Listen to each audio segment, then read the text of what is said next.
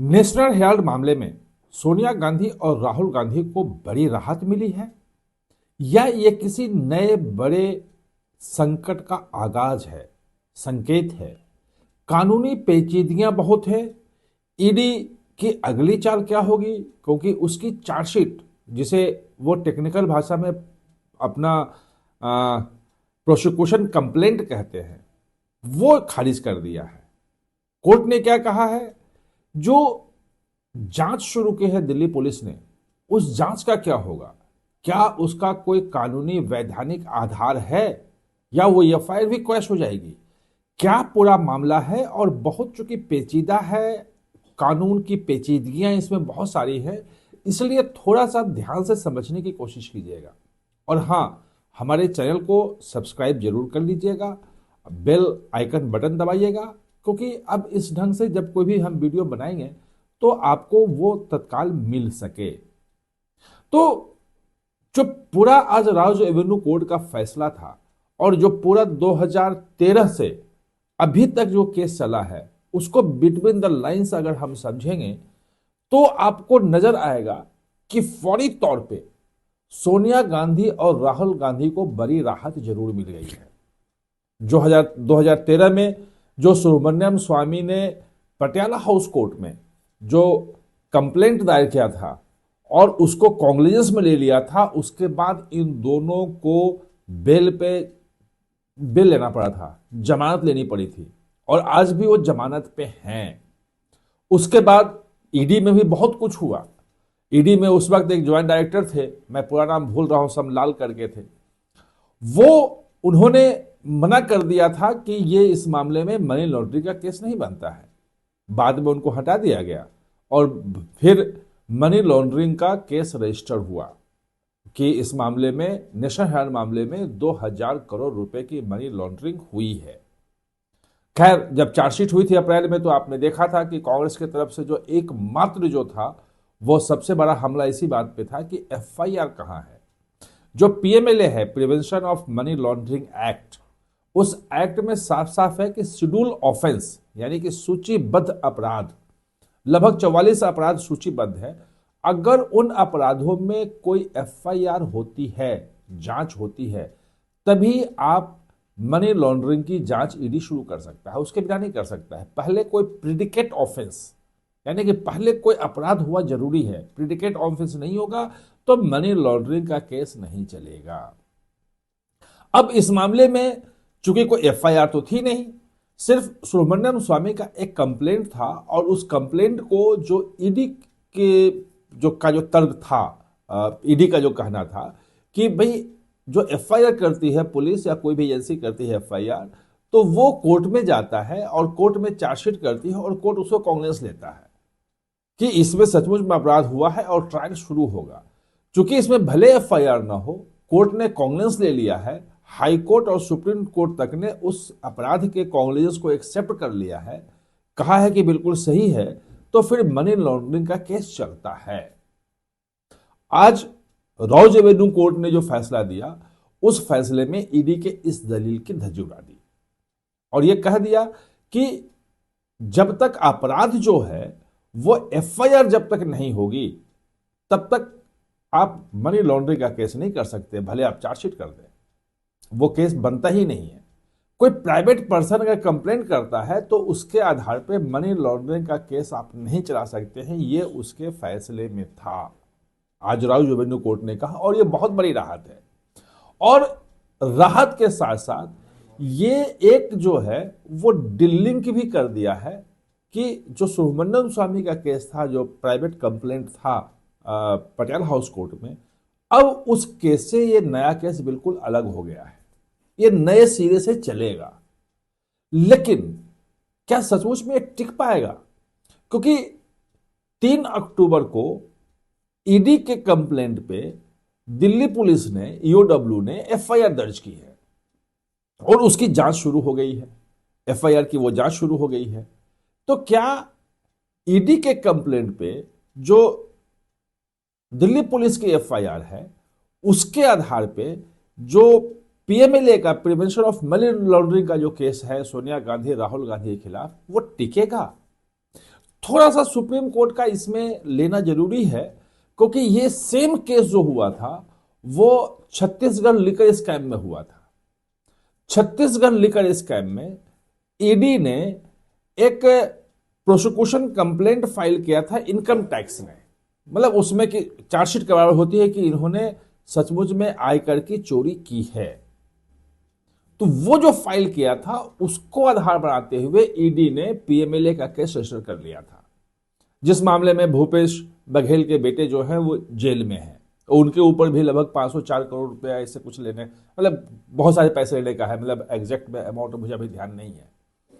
तो वो जो केस था लिकर स्कैम वाला, वो छत्तीसगढ़ सरकार उस वक्त भूपेश बघेल वो सुप्रीम कोर्ट गए, वो अनिल टुटेजा गए सुप्रीम कोर्ट और कहा कि ये तो पीएमएलए केस बनता ही नहीं है, ये कैसे कर लिया। और सुप्रीम कोर्ट ने अपने फैसले में कहा कि ये बिल्कुल सही है, ये पीएमएलए का केस नहीं है, और पीएमएलए की जो चार्जशीट मतलब जो केस था रजिस्टर्ड ईडी में, उसको क्वैश कर दिया कि जांच नहीं होगी।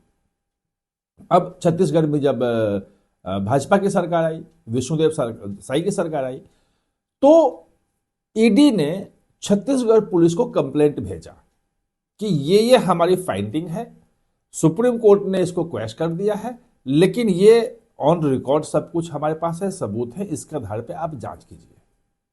और वो जांच शुरू हो गई।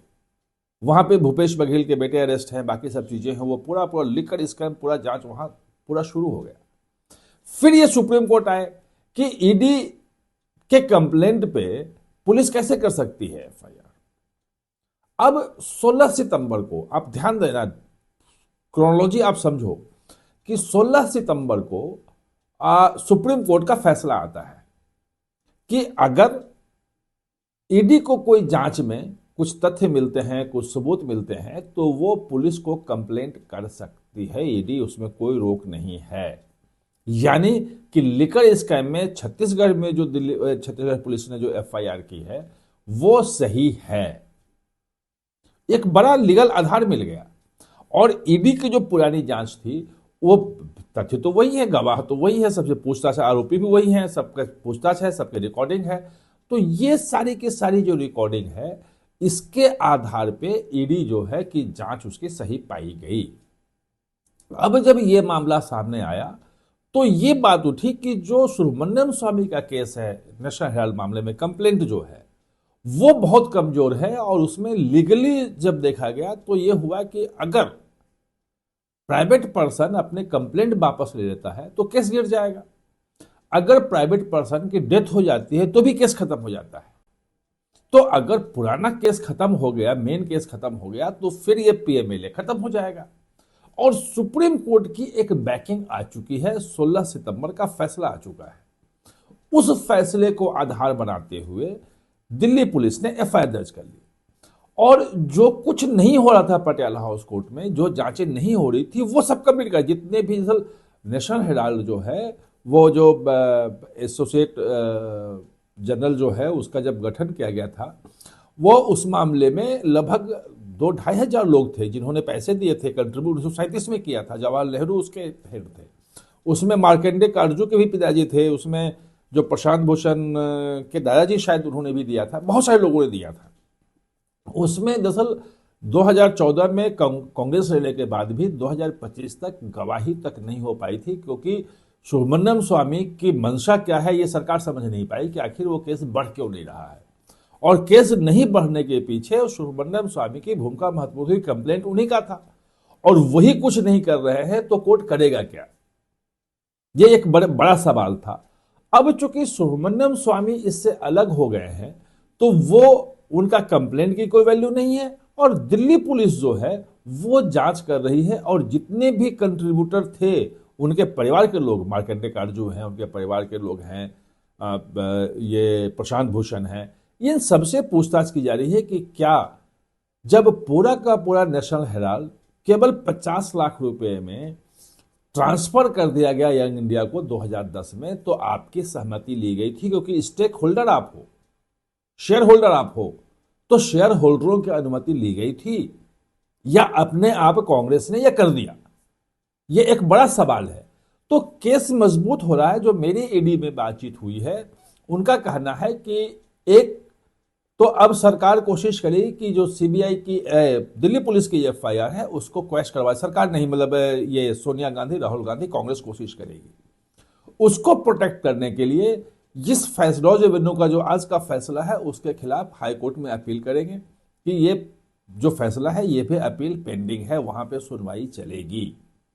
और दूसरा कि तब तक अगले 5-6 महीने में दिल्ली पुलिस की जगह जांच जारी रहेगी, तो सारे सबूत उसके पास हैं, सारे गवाह उसके पास हैं, सारे बैंक के जितनी भी सारी चीजें उसके पास हैं, वो अपना चार्जशीट दाखिल करेगी।